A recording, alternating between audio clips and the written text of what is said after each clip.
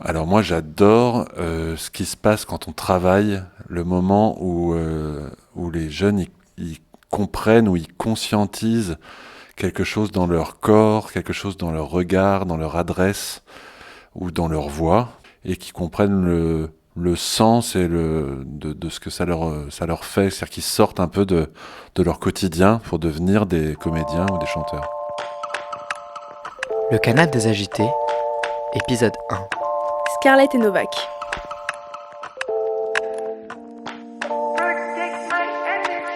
Donc le projet, c'est une semaine d'immersion au théâtre pour créer une pièce, ou plutôt restituer une pièce, une nouvelle qu'on a qui s'appelle Scarlett et Novak, qu'on va donc restituer devant un public. Et on a une semaine pour peaufiner les détails de cette restitution.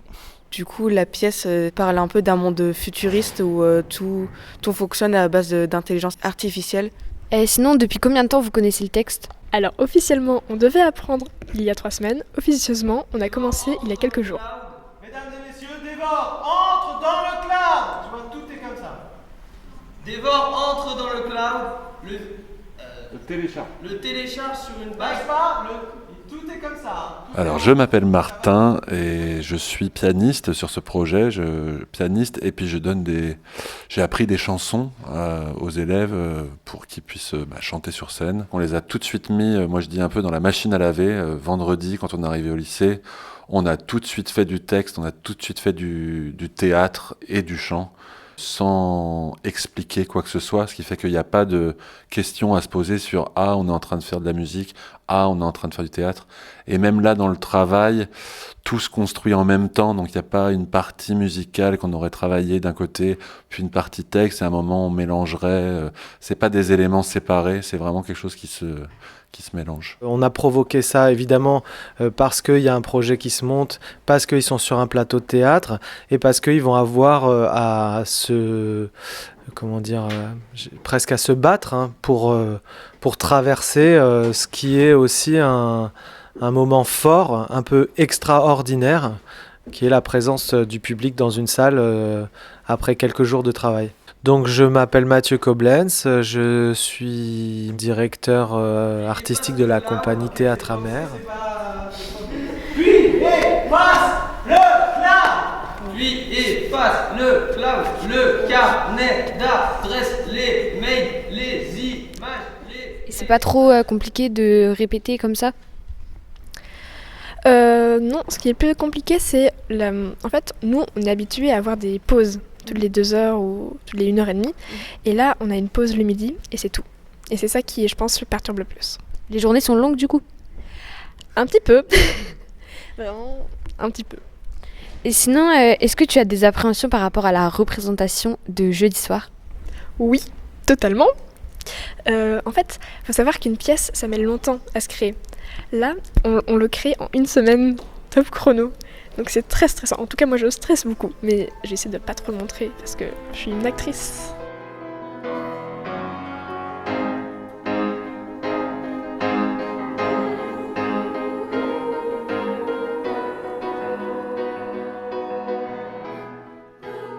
On fait de la création, évidemment, avec des artistes professionnels, mais ça serait incomplet.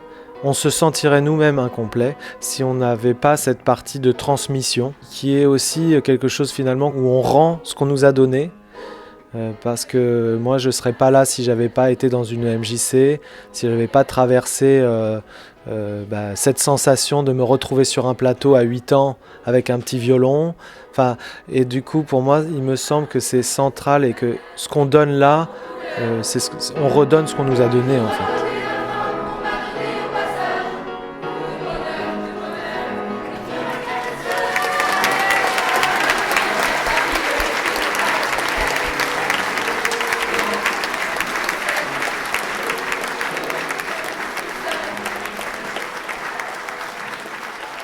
Alors, je retire plein de bonnes choses. Je retire beaucoup d'aide. Déjà, en fait, il faut savoir que Mathieu Koblenz, Julien et Martin nous ont beaucoup aidés, que ce soit pour prendre la parole, pour parler fort, pour bien parler, ou même pour gérer un peu notre stress ou encore pour les liens avec les personnes, ça aussi. J'avais beaucoup d'appréhension sur le fait de me rappeler mot pour mot la réplique, parce que on va éviter d'improviser, c'est quelque chose qui est écrit, que tu dois apprendre. J'avais aussi peur de ne pas parler assez fort, J'avais peur de plein de choses. Après l'avoir fait, je pense, je suis fière de moi déjà de l'avoir fait. Je pense que cette expérience, elle m'a beaucoup apporté, donc déjà dans l'art oratoire, la manière de parler, de gérer notre stress, mais aussi devant un public, devant des gens, parce que 300 personnes environ, c'est très intimidant. Il courut un peu dans la rue, sans savoir vers où, sans savoir pourquoi. Pourtant, il laissa son Brightphone éteint dans sa poche, et il leva plutôt le nez vers le ciel.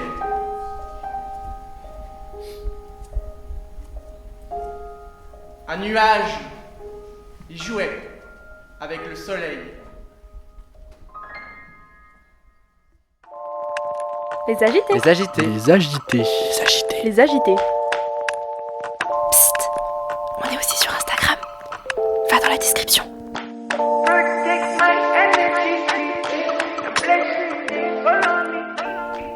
J'en fais une troisième ou pas? Non, c'est bon. Ok.